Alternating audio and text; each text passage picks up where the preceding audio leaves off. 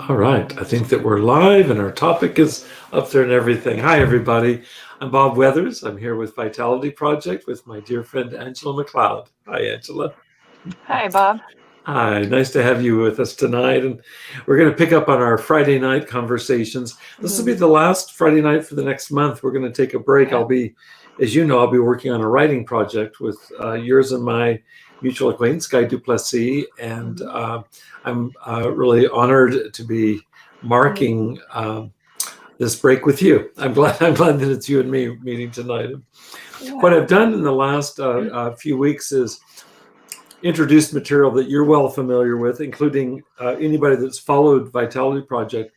We've talked a lot about mind-body bridging, and this week's exercises, including tonight's conversation, is about consolidating something that we've covered before, and it's applying it in a slightly different wrinkle to what Guy and I are calling in our new book project. We're calling it high-risk situations. These are basically triggers and distressful circumstances, oftentimes interpersonal, sometimes other kinds of environmental stressors that put us at risk of relapse to addictive behaviors, whether it's to a substance or to some other behavior or certain emotions and attitudes that could be problematic. So what I want to talk about tonight with us is invite you to comment, and we'll dialogue about anything that's related to this idea of connecting our minds and bodies in Mhm. response to distressful situations in our lives, what we're calling high risk, and any tools that you might suggest. I know this is right into your specialization. Mhm. And I also want you to know that I'm happy for you to reference your workshop. I believe your workshop is a closed workshop, but it's so relevant to the material that you're covering. So I would like it to be wide open for you to go wherever you want to go with this topic tonight, and Mhm. invite your reflections, and hope that others will be able to refer back to this as a resource. And maybe one day we'll be able to work with you directly. Yeah. Yeah. Sounds good. Yeah. Mhm. Yeah. It just to mention that the workshop that I'm doing is it's about understanding how our nervous system works and Yeah. how that's the physiological platform for resting brain and red alert brain. That there's a connection between the whole nervous system and what's happening in our brain, especially around addiction.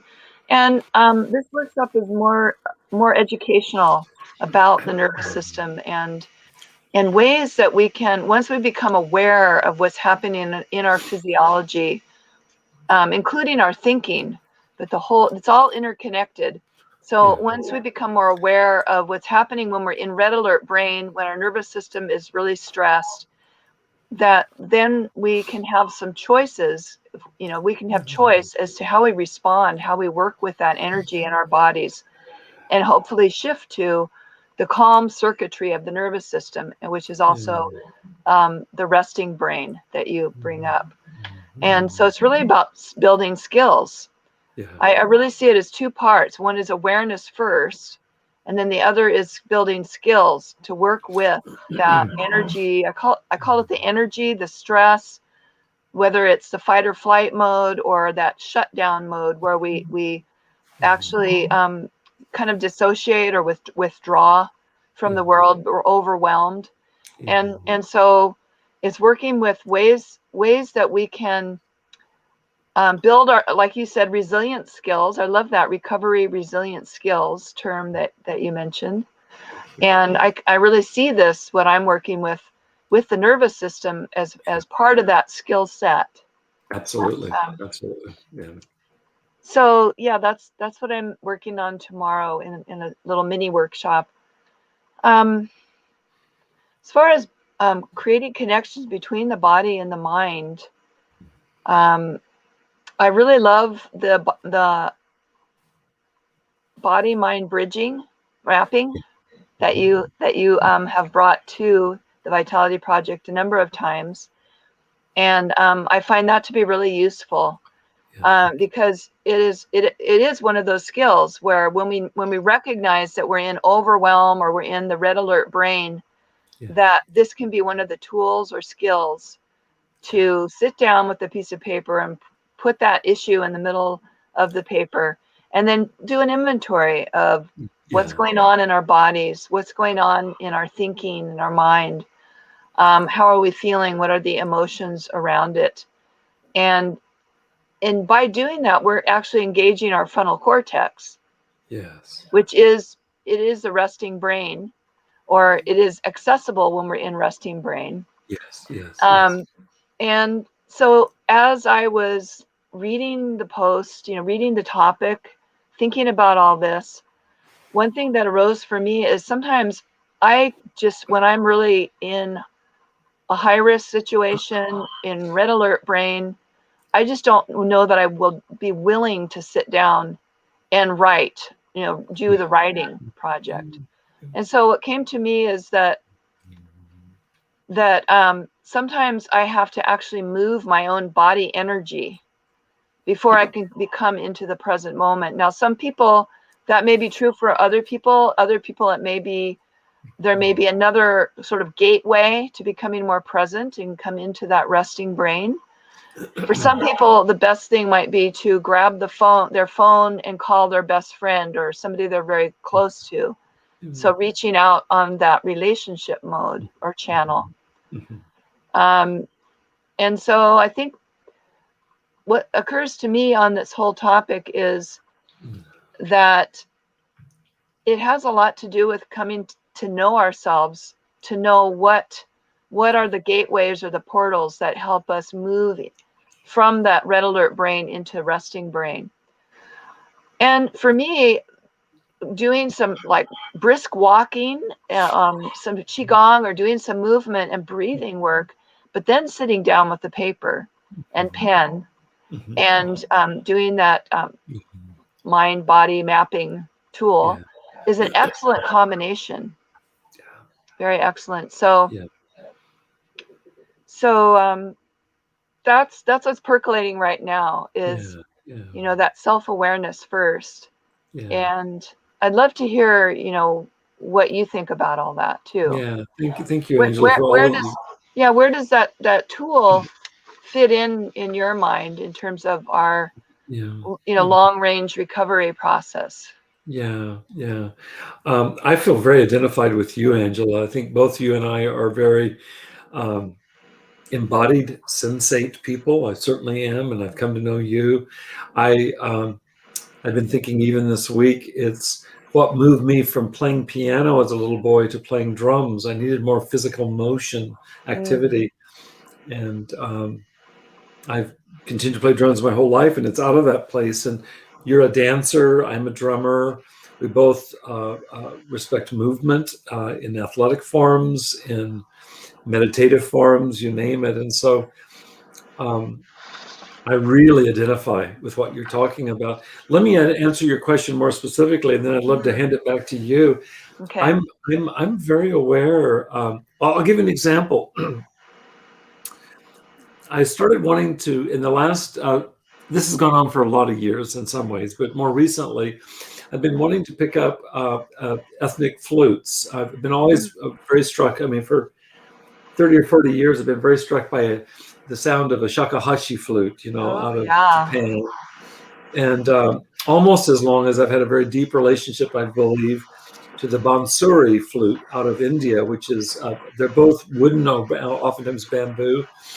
I also love the ney flute out of Turkey and the Middle East.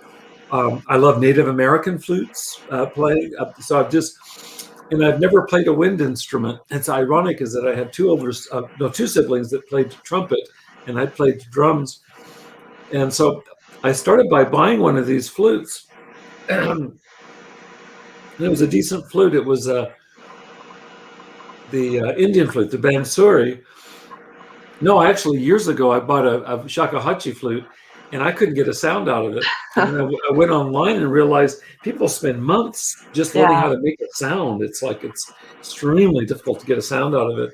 Well, that wasn't going to work for the drummer in me because I want to move, So I switched, and I recently bought a bansuri flute, the Indian flute, and it's very similar. It requires a tremendous amount of discipline to get a sound out of it. And it also requires holding it up like this. sideways flute. And because of my shoulders, I don't have the ability to do that. Yeah. So I kept trying to do it at an angle, but I can't get an embouchure going at an angle. Oh, yeah. So I finally I bought I got a Bonsuri with a recorder mouthpiece. I mean, I keep going through these flutes that I can't make any music with. And as soon as I started playing the Bonsuri with the recorder, I can get a sound out of it, but I overblow. I don't blow, and I don't really want to blow as softly as would be required to get music out of it. This is getting to the point. Okay. Most recently, I got a very nice Native American flute that has a big hole on the end, and I can get a sound out of that. But the same thing is that I'm constantly overblowing, and so you get these upper tone of going in and out of octaves, and it's not really what I want to do. So what I realized, well, what I did is just this week, I haven't spoken to you about it. I got an electronic wind instrument that has it has a mouthpiece, but a very tiny hole, and it requires for me to blow really hard. This is Bob Withers learning how to play wind instruments at age 65. But as with drums, so with wind instrument, I need to have it be physical. And I am so happy with this. I can't even, I'm in bliss with it. In fact, when we finish tonight, I hope to play some tonight. And while I'm a rank amateur at it, it's passionate for me. And I'm already beginning to lay down tracks with this instrument. And I, by the way, I have triggers. I have samples on my computer of shakuhachi, bonsuri, ney flute, Native American. So I can play all these instruments, but I can play them the way that I need to, which is the point. Is that for some people, they can do recovery journaling and sit down and be calm about it. I need to be moving. And so the answer to your question is, and I know you know this, I do my inner work while I'm moving, and it's typically while I'm swimming, and I'm swimming vigorously. I'm not just, paddling gently through the water. I'm swimming very vigorously, and I do what for me is really satisfying, transformative work. And it took me most of a lifetime to realize. I remember when I used to run when I was in graduate school. This is 30, 40 years ago. I used to run the streets of Pasadena. I did all kinds of inner stuff. It just never, I mean, I had major realizations. All this came while I was running.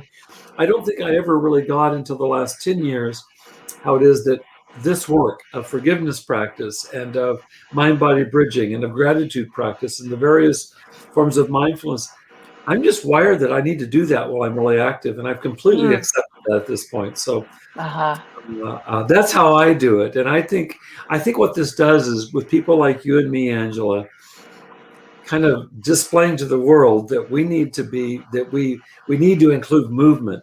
And you talked about it doing it early on. It's absolutely essential for me early on. It's not that I don't do journaling. It's just it's really interspersed with massive physical exertion for me. And I think what we're doing is we're permitting or inviting people to find their own power spot, so to speak. So, yeah. That's wonderful. Thank you for saying that. I felt a little sheepish about, like saying I have to move first, before I can sit down with pen and paper. But I think you already know that about me too. We've talked about this before. And I feel so grateful that I have, just to go on this theme a little bit more, I have this studio that I created. And, I have a desk. My desk where I write and work is in the same space where I move. And I often I'll walk in a circle. It's not like I'm pacing, like I'm anxious. I just like to move.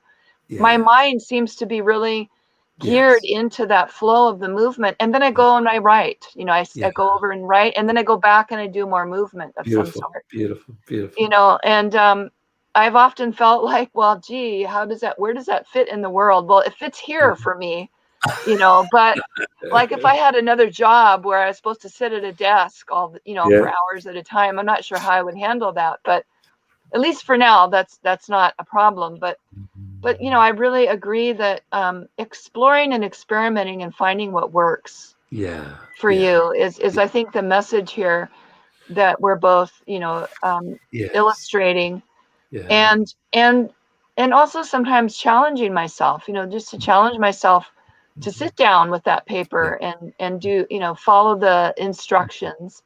And if I start to feel wound up or I'm feeling stressed, if I'm going into red alert brain, then I might pull out some other tools, like, for example, doing a little movement, going and outside and put my feet on the grass or something like that, have a little chat with my housemate, and then come back to the work again. Yeah. And so not only is it finding what works for you, but how do you pace yourself? I've been thinking about pacing a lot, because I think in our culture, and especially, I don't know if it's typical of people who deal with addiction and are in recovery, that we have a lot of black and white thinking. Like, we have to do it this way or it's not going to work. One way or it's not working. And so for me, the idea of pacing, I even woke up in the middle of the night and I had to write it down. I wrote pacing, like, look at that again. That seems really important. And it seems like it's so simple, and in a way it could just be really missed. That pacing, meaning it might be how fast I'm talking or slow, how fast or slow, allowing there to be a pause in the conversation. I notice sometimes when I'm with somebody who talks maybe a little bit slower than the norm, or they have to pause and think for a bit and then they come back. There's this, at first I have this feeling of like, come on, what? But it's so fleeting, because as soon as I just let that go and I realize, oh, that feels really refreshing. The pace, the shift. And so that's just one example. And another example is, like if I'm doing this mind-body bridging practice, and maybe that's not maybe it's new and I'm a little bit uncomfortable sitting down and trying to write. Well, pacing in this case might be, don't get rid of it. Don't say, no, I can't do it, but just get up and do something else for a few minutes and then come back. So I can be so quick to judge something if in the immediate moment it feels a little bit annoying or it doesn't quite feel right. And so this idea of opening into a different pacing, shifting to doing some of the inner work and then taking a rest and then come back to it. I don't know if there's a name for that other than pacing, but I feel that it is something, at least for me, that I missed. Like I've heard you say, when they taught that in school, I was on a break or something. I missed that one. So I've been reading this biography of the classical composer around the turn of the last century, Maurice Revell. He's one of my favorite composers, and it's written by a British pianist who performs, including Revell's music. And so it's very technical. It's there are parts of it that are beyond my ken. But one of the things that he talks about in Revell's music is how that in a measure of 4 beats, 1, 2, 3, 4, like this, that Revell will find ways to wander in and out of those beats. And so in terms of pace, it's what musicians would call tempo. If the pace is 1, 2, 3, 4, 1, 2, Revell will honor that. But inside each one of those measures of 4 beats, he'll wander in and around those beats, and he'll land before them, after them, stretch it, all of this. And I was talking to our mutual friend Michael about this the other day, and Michael said, well, you're talking about rubato, and I know that from my previous musical background, but it didn't occur to me as I was talking about it with him and you. That it's like living our lives in rubato is what it's the Latin word. And I don't know how it translates in Latin. I just know it as a musician. It means that you allow the time to ebb and flow. You allow the time to ebb and flow.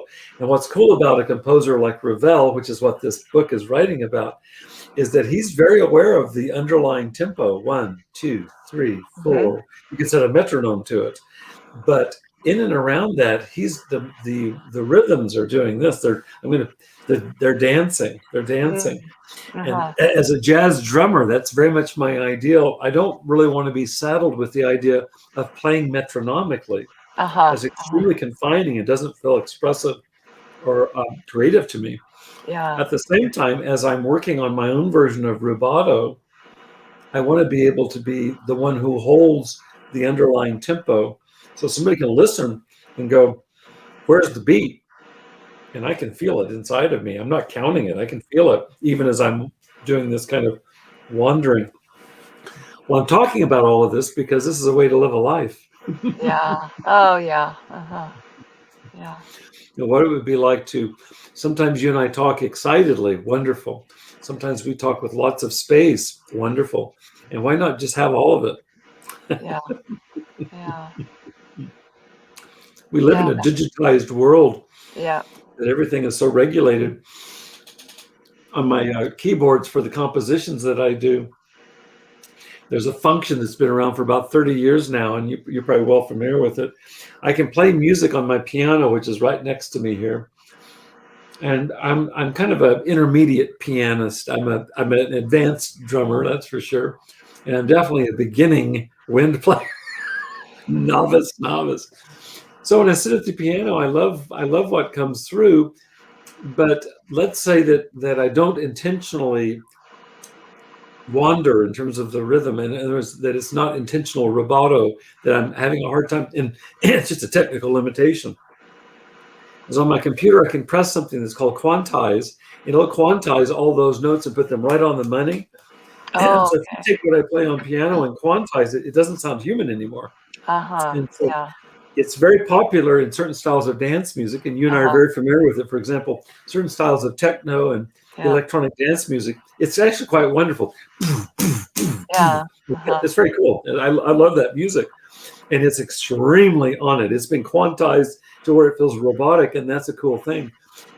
But when you're wanting more fluidity in life, quantizing would be your enemy. And there's actually now, just in the last few years, there's now, after you quantize something through a computer, let's say a piano part, they actually have a function that's called randomize. And I've Okay. actually seen it called humanize. Oh, It will take music and it will humanize it when it was before it was too structured. And so I guess what we're talking about is humanizing our lives a bit. yeah. Yes. Ah. We have just a couple minutes, and I want to allow you the final thoughts. I so appreciate the creativity of every conversation we have, including tonight. Thank you so much. It's really so nourishing for me. Well, it's mutual. Yeah, I really enjoy our conversations as well. Yeah.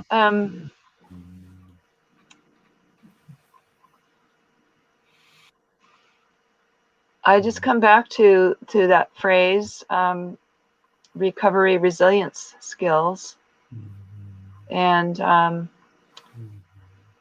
the other thing that comes to my mind right now, it just seems to be a thread through so much of what you share at the Vitality Project and what we talk about. We come back to, having a personal practice. It's in having a personal practice, meaning something that I do each day that nourishes me, that is a way to tune in to what's really happening in all those different levels: body, mind, spirit, shadow, all of those things. And that's even and spiritual, what is nourishing to me on all those levels. That really it's establishing that as an ongoing practice, that I think is one of the most important resilience skills for high risk situations, because we know that high risk situations are going to happen. Yeah. And even no matter how good we're taking care of business in our lives and doing the best that we can, there's still going to be anything within ourselves or from outside that we don't have control or choice about. And it's going to be harder if we don't already have a knowledge, a self-awareness, if we don't already have some skills. It's as if you were a construction worker or a carpenter, and maybe you studied it in books, but you didn't actually have the tools yet, and suddenly somebody wants you to build a house. Well, you can't really build the house without the tools or without having the experience that you're developing the skills in one day. Maybe that's not a great metaphor, but it's just Beautiful the metaphor. idea that Oh, and the other thing I want to say about that, I guess I'm tooting the horn of having a regular practice, is that it can be fun. It can be interesting and enjoyable. You know, sometimes it's not. Sometimes it's not. Sometimes I want to do my practice and I can't quite get myself to focus, and then I feel disappointed, or whatever comes up around that. But it's in engaging with it and building, building those resources inside, that they are available when those high risk, unpredictable situations come up, or more likely to be. And I would just also say, include relationship building. Yes, absolutely. Yes. So, and that's becoming more clear to me. It's, for me, my sort of unconscious go-to is, what can I do? What are all the tools that I can gather and get skilled with right here by myself? Yes. And I forget, how, and it's weird because I don't want to call it a technique or a tool. Yeah. I almost want to say our relationships are a part of our resources Yes. for Yes. sustaining sobriety and building, recovery. And so I don't know if there's any better terminology than tool or technique. I prefer your term, resource. I do. Resource, I yeah. get it. I mean, people are about skills and tools, and that's wonderful. But resource has a different quality, has a different felt sense to me. Yeah. Angela, thank you so much. Thank you for all your contributions here. Here's to all of us resourcing all of these dimensions of our existence, and doing so on an ongoing basis, so that when we face distress, when we face high risk situations, that we've got the ability to bend and flow and move through them. So yeah, thank you. Angela, I wish you a wonderful evening. I wish you a wonderful workshop tomorrow. I hope it goes Thank you. beautifully. Thank you. Okay, all right. Take good care, all righty. You too. Blessings to you. Thank you all for joining us. Thank you, Angela. Have a good night. Okay. Okay, bye-bye. Bye-bye.